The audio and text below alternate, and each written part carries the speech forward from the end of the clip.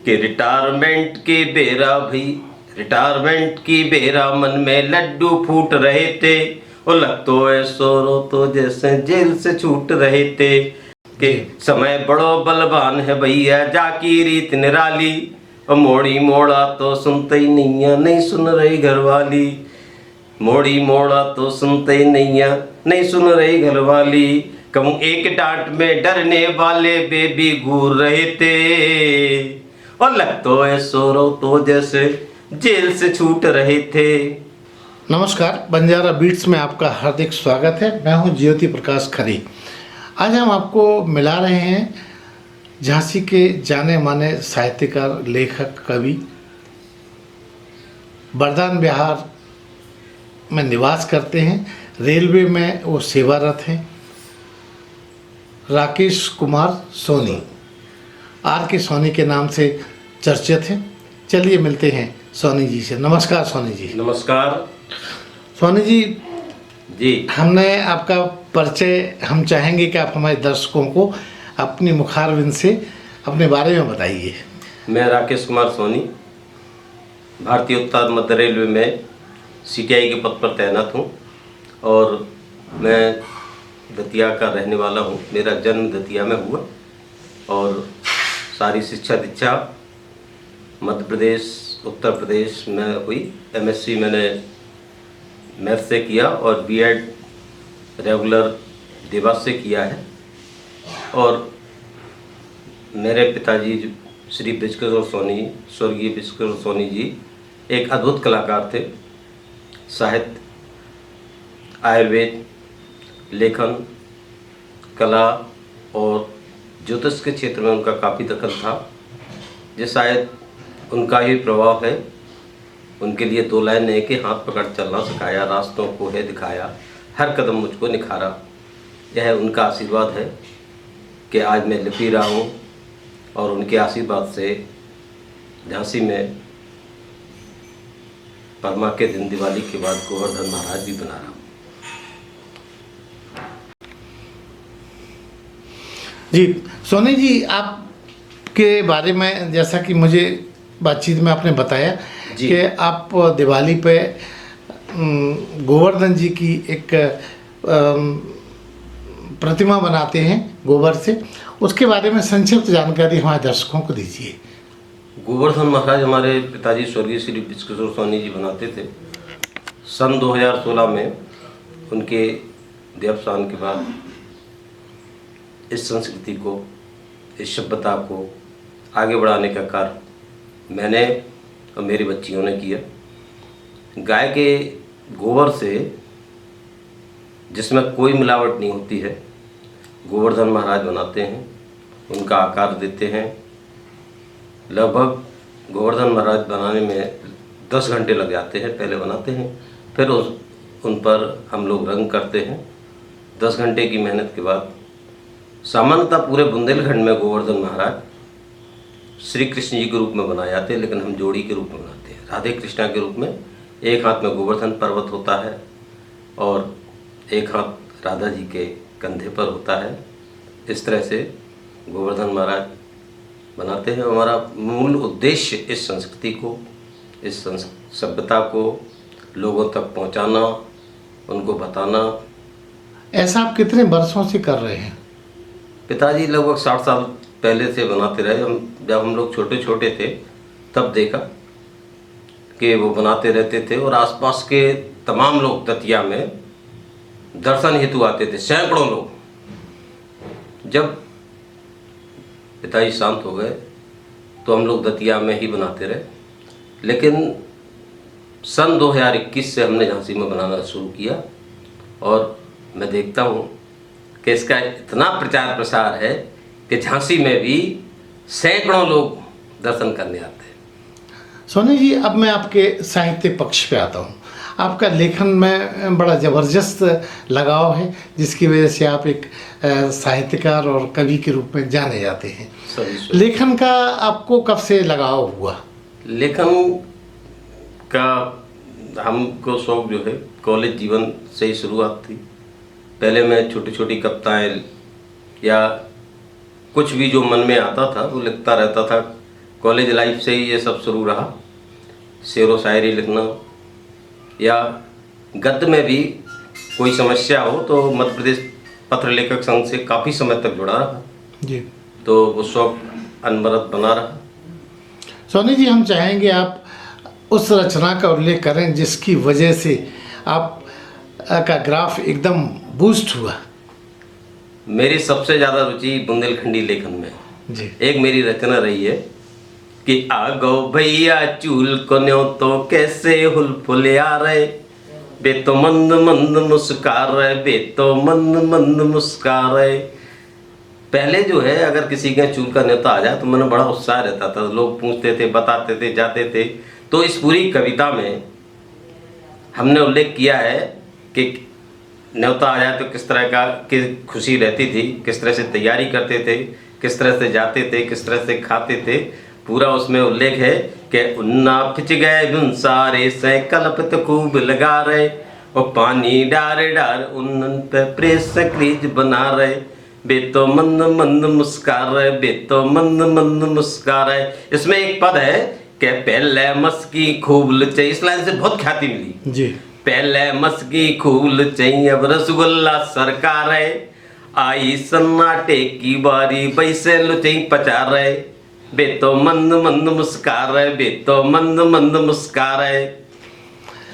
सोनी जी, आपने चूँकि बताया बातचीत में कि बहुत सारी मंचों को शेयर किया, झांसी में भी, झांसी के बाहर भी, उनका भी हमें संक्षिप्त हमें दर्शकों को जानकारी दें। कहाँ पर आपने किशोर में, जी, झांसी में, ग्वालियर में, भोपाल में, इलाहाबाद में तमाम मंचों पर गए और पुरस्कारों का तो ये हाल है, कम से कम 200-300 पुरस्कार, माने सम्मान पुरस्कार या सम्मान जो भी है जी, वो सब रहते हैं। लेकिन एक विशिष्ट उपलब्धि दूरदर्शन की रही है और वहाँ पर भी एक कविता है, और ये कविता हमारे दिल से निकली हुई है जिसने हमको नई दिशा दी है कि मेरी बेटी का जन्मदिन 23 नवंबर को रहता है। जी। तो बोली कि हमें जन्मदिन नहीं मनाना, मथुरा चलना है। मथुरा हम लोग गए तो वहाँ पर मिसेज ने एक बांके बिहारी के लिए मुरली खरीदी, तो मन में एक भाव आया कि ये मुरली अपने प्रभु से क्या कहती हुई। तो जो कविता दिल से निकली, शायद मैं उसको अपनी सर्वश्रेष्ठ कविता भी मानता हूँ। हे मुरलीधर हे गिरधारी, हे गोवर्धन कुंज बिहारी, मुरलीधर में मुरली तेरी, सजती हूँ अधरों पे तुम्हारी। मुरली कहती है फूंक फूंक सांसों को मुझ में, भर देते संगीत जो मुझ में, देख तेरे ओठों को मुझ में, जलती होगी राधा मन में। राधा तो राधा रानी है, मैं तो हूँ बस दासी तुम्हारी, हे मुरलीधर हे गिरधारी। वाह, बहुत शानदार। सोनी जी, इसके अलावा आपको किसी और अन्य, जैसे आपने बताया कि आप रेलवे में भी सेवारत हैं, आपकी इन रचनाओं का उपयोग कभी रेलवे विभाग ने भी उठाया? रेलवे में हमारे यहाँ हर महीने जो लोग रिटायर होते हैं तो एक संस्था है हम लोगों की, टिकट चेकिंग वेलफेयर विंग, वहाँ पर हर महीने प्रोग्राम होता है। तो हर महीने जो रिटायर होते हैं उनके, जो लोग रिटायर होते हैं उनको हम लोग एक शानदार विदाई देते हैं। उसमें एक हमारी जो कविता है वो बहुत लोकप्रिय है। हमेशा लोग डिमांड करते हैं कि रिटायरमेंट के बेरा भाई, रिटायरमेंट की बेरा मन में लड्डू फूट रहे थे, और लगतो ऐसो रो तो जैसे जेल से छूट रहे थे। भाव यही है कि जब रिटायर व्यक्ति होता है तो उसके मन में अलग अलग भाव जागते हैं, लेकिन उसके घर में क्या स्थिति है ये सुनिए आप कि समय बड़ो बलवान है भैया, जाकी रीत निराली, और मोड़ी मोड़ा तो सुनते ही नहीं है, नहीं सुन रही घरवाली, मोड़ी मोड़ा तो सुनते ही नहीं है, नहीं सुन रही घरवाली। कहूँ एक डांट में डरने वाले बेबी घूर रहे थे, और लगतो है सोरो तो जैसे जेल से छूट रहे थे। बहुत शानदार। सोनी जी, आपकी बहुत सारी कविताएं अब तक आपने मंच को शेयर किया है, मंचों पे गाई हैं। कोई संकलन के रूप में आपकी कोई पुस्तक तैयार हो रही है? मेरी पुस्तक एक जो है, एक तो हमने जो गोवर्धन महाराज बनाते हैं उनके ऊपर कि बुंदेलखंड में गोवर्धन पूजा, एक ये, और दूसरी हमको एक लिखने का बहुत शौक है। मैं जहाँ भी जाता हूँ वो लिखता हूँ। दूसरी पुस्तक हमारी आने वाली है कुछ ही समय में, मेरी 4 धाम यात्रा। जी। केदारनाथ, बद्रीनाथ, गंगोत्री और जमुनोत्री हम लोग गए थे। जी। तो उसमें पूरा हमने विवरण लिखा हुआ है कि केदारनाथ की क्या कथा है, बद्रीनाथ की क्या कथा है, गंगोत्री की क्या कथा है। तो सारी उसमें, दूसरी बात यह है कि हमें उस सीजन में वहाँ घूमने के लिए क्या ले जाना चाहिए, कैसे पूरी जाना सावधानी चाहिए, के साथ सारी सावधानियाँ, जानकारी है। ज़रूरतें, पूरी जानकारियाँ पूरी हमने उसमें प्रस्तुति दी है। कुछ ही समय में ये आप सबके हाथों में दोनों पुस्तकें होंगी। सोनी जी, आपके ऐसे शौक जो लोगों को अब तक पता ही नहीं, उनको हमारे चैनल के दर्शकों के साथ शेयर कीजिए। हमको एक तो गीत गाना बहुत पसंद है, गीत गाना, गीत सुनना, पुराने गीत बहुत पसंद है, पिक्चर देखना, और खेलों में बहुत रुचि है। क्रिकेट खुद भी गाते हैं? कुछ भी खुद ही, जो पुराने गाने हैं वो भी बहुत गुनगुनाते हैं। वो तो मैं चाहूँगा कि एक आध पुराना गाना हमारे दर्शकों के साथ शेयर कीजिए, कुछ पंक्तियाँ। कोई जब तुम्हारा हृदय तोड़ दे, तड़पता हुआ जब तुम्हें छोड़ दे, तब तुम मेरे पास आना प्रिय, मेरा दर खुला है, खुला ही रहेगा तुम्हारे लिए, तुम्हारे लिए। सोनी जी, आपकी जो नौकरी है वो बड़ी कठिन है जी। आपका एक पैर घर में और एक आपका पैर रेल में रहता है।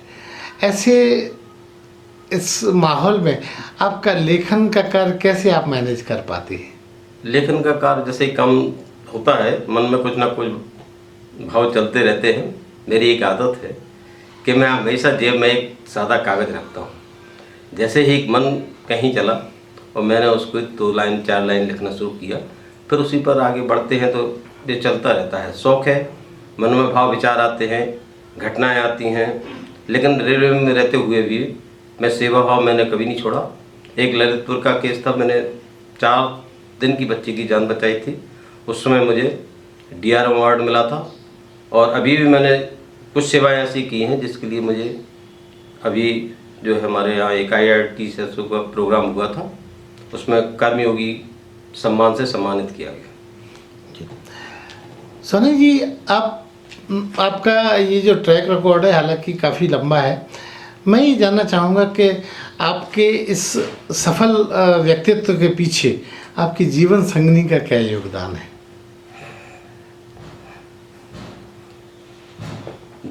पग पग पर मेरे जीवन साथी का सहयोग है। मैं रात को 3 बजे जाता हूँ तो 2:30 बजे उठ जाती है। मैंने ऐसा कोई काम नहीं है जिसके पीछे मेरी जीवन संगिनी का हाथ ना हो। आज मैं जो हूँ, जहाँ हूँ, हर व्यक्ति के पीछे एक गृहिणी का हाथ होता है और वो है।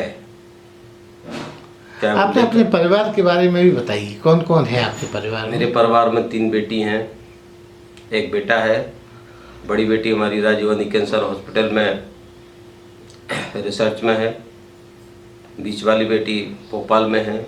छोटी बेटी यहाँ पर BU से BBA कर रही है। बेटा भी छोटा ही है, 8th में है। और मेरे दोनों बड़े भाई दतिया में ही हैं। सोनी जी, आपके अगर ऐसा एक सवाल पूछा जाए चलते चलते कि आपके जीवन के आने वाले लक्ष्य क्या है, क्या आप प्रोजेक्ट ऐसे हैं जो आप लोगों को चौंका देंगे, कुछ नया करने की प्लानिंग में है? लक्ष्य तो यही है कि मानव सेवा को मैं सबसे बड़ा लक्ष्य मानता हूँ। शुरू से ही कुछ संस्थाओं में काम करने की जागृति रही, लेकिन चूंकि समय अभाव है अभी खुल के नहीं कर पा रहा हूँ। कुछ बाध्यताएं हैं नौकरी की, कुछ और भी बाध्यताएं हैं। पहले तो एक जिम्मेदारी है बच्चों की शादी करना, कुछ करना। उसके बाद एक ही लक्ष्य रहेगा मानव सेवा, और वो किसी भी रूप में हो। पर्यावरण पर भी काफ़ी विचार मन में है। अभी मेरी एक पर्यावरण पर बहुत अच्छी कविता भी हुई है, तो मैं चाहूँगा उसकी 2 पंक्तियाँ। लिखा है पर्यावरण पर भी। तो पर्यावरण पर, मानव सेवा पर कहीं ना कहीं कुछ करने का, सामाजिक सेवा मैं कर ही रहा हूँ। वर्तमान में मैं भारतीय स्वर्णकार समाज में उपाध्यक्ष के पद पर हूँ और यहाँ पर एक लोकल बॉडी है आदिवासी स्वर्णकार समाज, उसमें भी उपाध्यक्ष पद पर हूँ। तो समाज सेवा भी कर रहा हूँ और कर रहा हूँ। सोनी जी, बंजारा बीट एक ऐसा प्लेटफॉर्म है, आप देख रहे हैं लंबे समय से, जो नई पीढ़ी को एकेडमिक इन्फॉर्मेशन देने के लिए तैयार रहता है। बहुत सारे लोगों को हमने, नए लोगों को इंट्रोड्यूस भी कराया है। आप उनके लिए संक्षिप्त में क्या संदेश देना चाहेंगे जो नई पीढ़ी के बच्चे हैं?